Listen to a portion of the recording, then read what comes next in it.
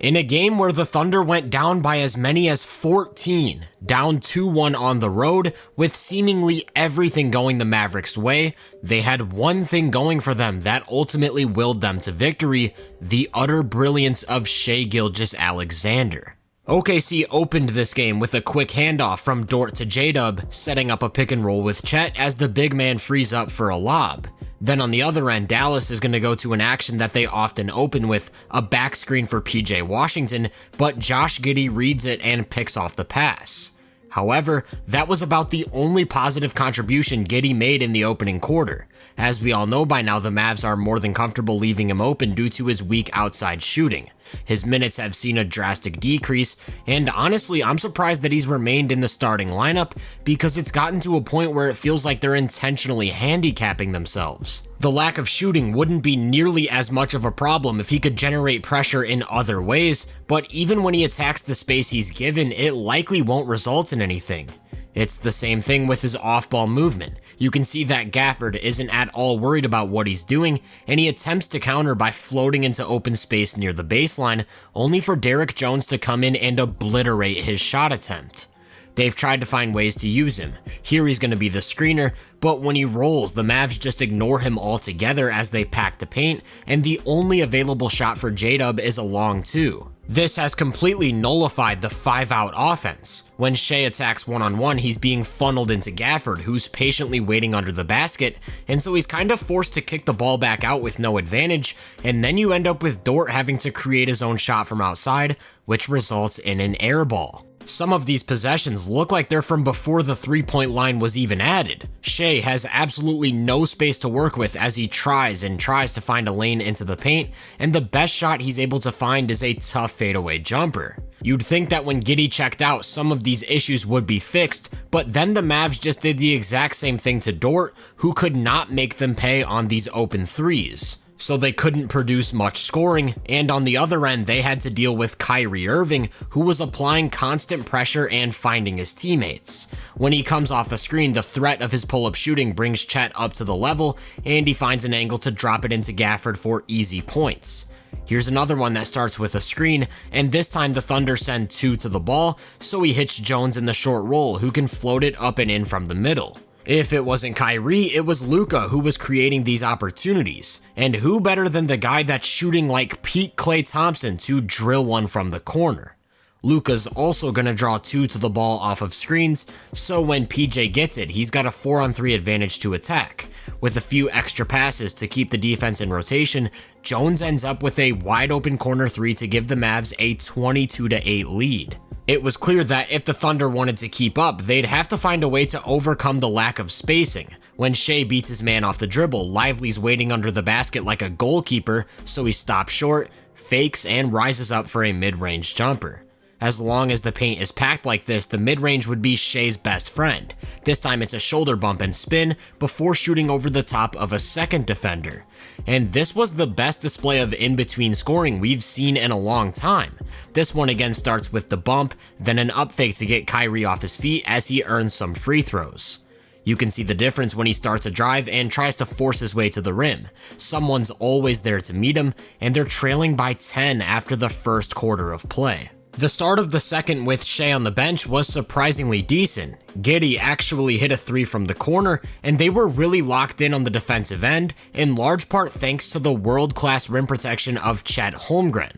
Then they used that defense to create transition offense. On this one, it's Chet who's going to quickly get into a mid-post isolation as he works his way baseline for a tough jumper. Playing with speed is a great way to counter that set, paint-packing defense the Mavs have been running, so they were finally able to get some stuff going towards the rim. However, Dallas immediately responded. PJ remains a flamethrower who's ready to pull the trigger anytime he touches the ball, and Kyrie continues to connect with his bigs, again using his own scoring threat to create a runway for the roller. Usually these non-Shai minutes are when J-Dub starts to take over as the primary creator, but he really struggled to create much of anything against a set defense. Still, they did just enough to not collapse and actually won the minutes, so when Shai checked back in, they only trailed by 7. Even with Shai in the game, J-Dub can't really get anything going. He shot just 2 of 7 in the first half, and everything looked difficult. Not as difficult as it looked for Lu Dort though, as he shot 1 of 8, including yet another airballed 3. That meant their offense again relied on the shoulders of Shai, which of course meant that he had to continue torching from the mid-range. This time he's one-on-one with Luka and goes to that shoulder bump before stepping back to create a ton of separation. And on this one, I'm pretty sure he should have gotten called for a double dribble after fumbling with the ball, but the refs let it go as he gets to a beautiful looking fall-away jumper. However, when anyone not named Shai tried to create, bad things started to happen. Here they turn it over, and that allows the Mavs to get into some transition offense of their own, as Kyrie once again uses the pull-up threat to manipulate the defense before threading the needle to a cutting Washington. Kyrie didn't do much scoring, but this first half was nothing short of a playmaking masterclass, creating great shot after great shot for everyone on the floor. That really picked up the slack for Luka, who was struggling to get much of anything going. He shot 4 of 13 with only 2 assists in the first half, and if he was his normal self during this second quarter stretch, I really think Dallas would have ran away with the game. It wasn't just his own faults that impacted their offense though. Chet was completely shutting off the paint whenever he was in position, and let's just say there's a reason why he's leading the playoffs in blocks. So instead of going down by 20 or more, when halftime rolled around, it was still an 11-point game, which is more than within reach. In the third, it was OKC's defense that really set the tone. When Kyrie gets into pick and roll, he's still gonna draw 2, but it's all about how they rotate behind the play. Chet steps up to take away the short roll, while Dort drops from the weak side to erase the dunker spot. They also made it clear that they'd let Derrick Jones Jr. shoot whenever he touched the ball in the corner, much like what was being done to Giddey on the other end. This allowed Chet to freely roam the court as a rim protector, and all of a sudden Dallas had very limited access to the paint, having to rely on lower percentage shots. When Chet's at the basket, there aren't many defenders in the NBA more impactful. His size, length, positioning, and sharp hands are just a lot to deal with, even for Luka. Speaking of which, he continued to really struggle, not scoring a single point in the third while only assisting on 1 shot with 3 turnovers. And really, this wasn't a good quarter for anyone on the Mavs. The Thunder were all the way locked in, with everyone executing their jobs. Even Giddey when he checked into the game, containing Josh Green off the catch, absorbing a bump, and swiping down at the ball to force a turnover. Like clockwork, that defense is going to turn into fast break offense going the other way, as Shai takes it to the rim and draws a foul. As for the half court, I'm sure you can guess where they were getting their scoring from. This time Shai sets up with a high ball screen, which he rejects to attack Gafford in space before stepping back for a jumper.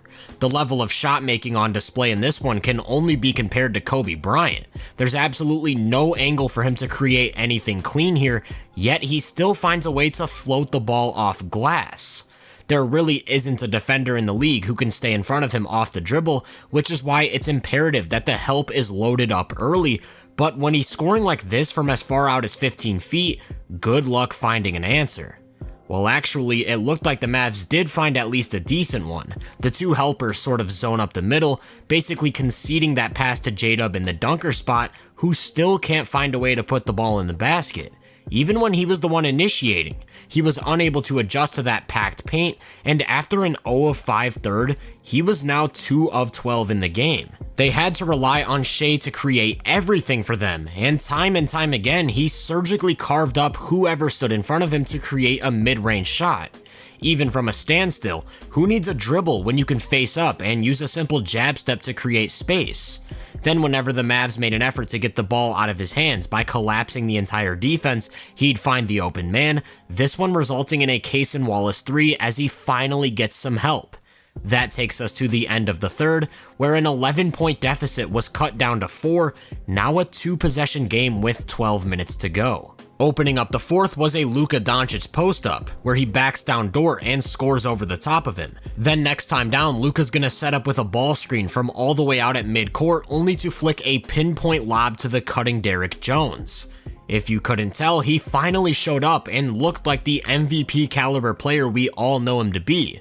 When Dort steps in front of his drive, he's gonna throw a bump and step back into a mid-range jumper, And in transition, he appears to be doing the same thing to Case and Wallace, only to fake the jumper before drawing a foul. They had a little run going, but what if I told you that OKC responded not with a flurry of Shai, rather the supporting guys finally stepping up?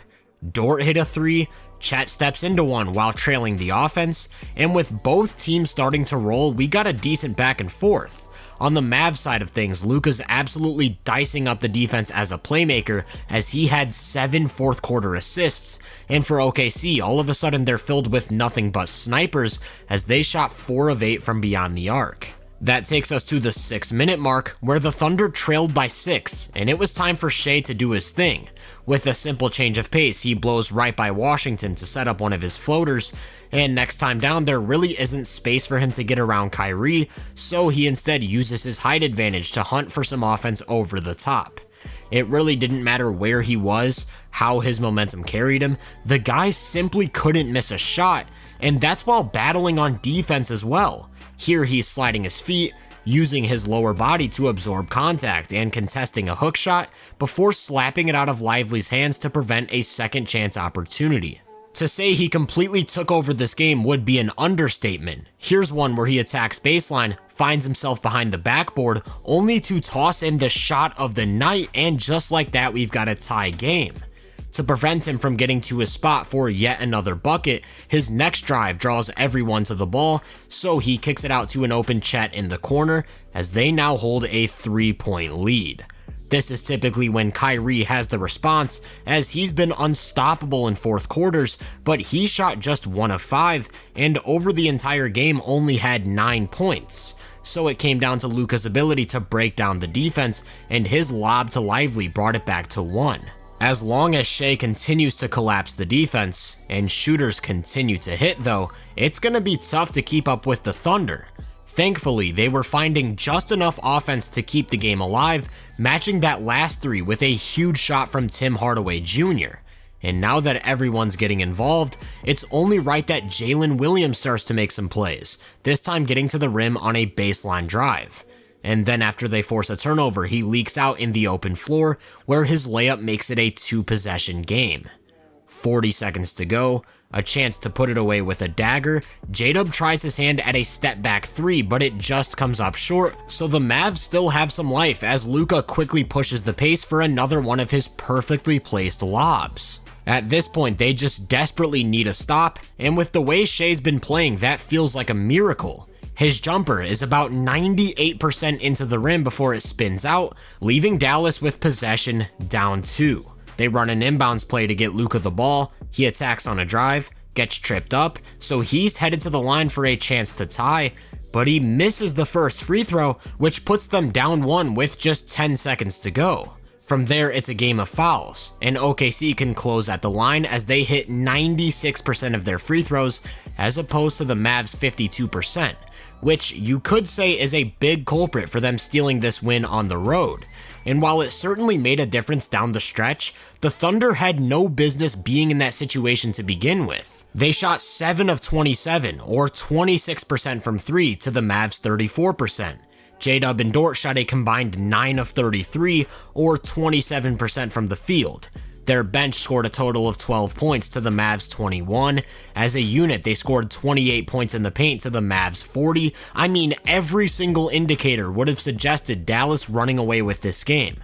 The difference? Superstar play. Despite having no space to operate whatsoever and not scoring a single point at the rim or from 3, Shai outscored both Luka and Kyrie combined with his 34 points. Yes, you heard that right. All of his points either came from the mid-range or the free throw line. Actually, here's a look at his shot chart. 14 makes from all over the floor, but all in one specific area. If you enjoyed this breakdown, make sure to drop a like, subscribe, and turn my post notifications on to be first on more content. If you're interested in my more in-depth research, make sure to check out my website and social media profiles. You can find those links in the description. Feel free to let me know down in the comments what you thought of this game. As always, I hope you all have a great day, and I'll catch you guys in the next one.